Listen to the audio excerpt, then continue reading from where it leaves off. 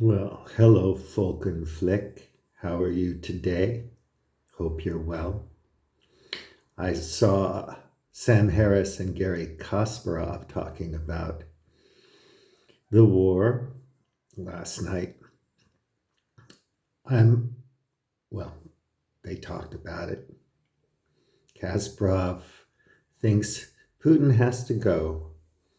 And I was thinking, well, big business in the United States has thought that Putin has to go for a long, long time. When you look back at Gorbachev, Perestroika, and then the fall of the Berlin Wall, and then beautiful little drunken Yeltsin, and then Putin coming in, big business was excited about all those minerals, mining rights, all those big oil deals.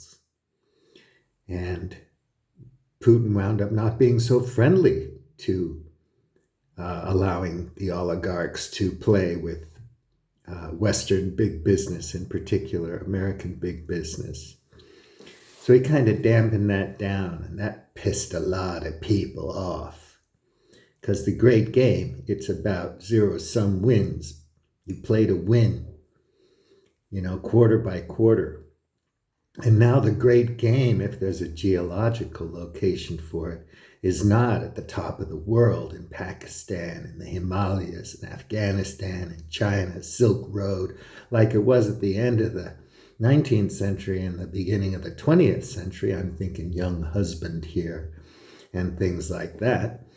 It's now all of those oil and gas reserves in the Arctic that are being opened up wide because of climate change and global warming, and now are accessible to the Russians and the Chinese and all those other countries that border the Arctic region.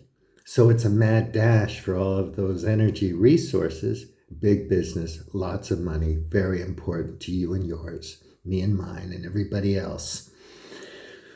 So that's the thing, man. And Putin made a big mistake, probably, with this invasion, because a couple of years from now, as the casualties mount and the whole thing just becomes observable by every what? I was going to think of Russian names for Tom, Dick, and Harry, all the babushkas in Europe.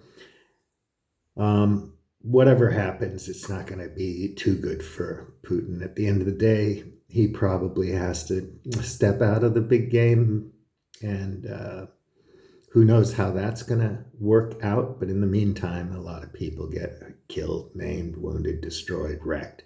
Cities turn to rubble, and the game continues. And trust me, the players in the West are excited because they're thinking they can get control of those resources again. And it is always about that, trust me. The democracy thing and the free speech thing, all of these values are important to you and I. I know that, to all of us. But it's not about that at the end of the day, or the beginning of the day, at the end of the quarter. It's about profits first. It always is about profits first. That's the conspiracy, which isn't a conspiracy. It's just the operating system of the great game. And it always has been and always will be until we find something to replace it. I don't know if we can do that. We're running out of time. You have the insect apocalypse. We're reaching a tipping point in the Amazon now. Not fun. The oceans, the fisheries, ecosystems, the soil, the water resources, and so on and so on and so on. And also, they're probably going to start charging us to breathe sooner or later. Little crypto micropayments to take a breath. And you'll wear a smartwatch so it monitors, your respiration. It's really, really a mad, crazy scene right now. I'm laughing because I'm freaked out. And everyone should be, but we're not, because social media has screwed our minds. We can't think anymore. We're more interested in the flat earth and QAnon, and the Koreans are at each other's throat during their elections, and the French are at each other's throat during their elections. What else is new? except it's exacerbated by deep fakes and digital representations. Hi, my name is William T, and I approve this digital representation of myself. You know, this fake William T that you see everywhere. Uh, but I approve the message, okay? So there we have it. They're jumping for joy because they're thinking in a couple of years they're going to have, you know, the borders are going to open up again, and the big players, the big business players are going to flood into the USSR. No, it's called Russia now, the Federation, or whatever. The Republic, what's it going to be called next? None of this takes into account anything cultural, of course, or sociological. It's just about the game. So watch the stock market, place your bets, figure out your exit strategy. It's absurd to think that the wealthy people of the world are investing in bunkers. Do they really want to live like that?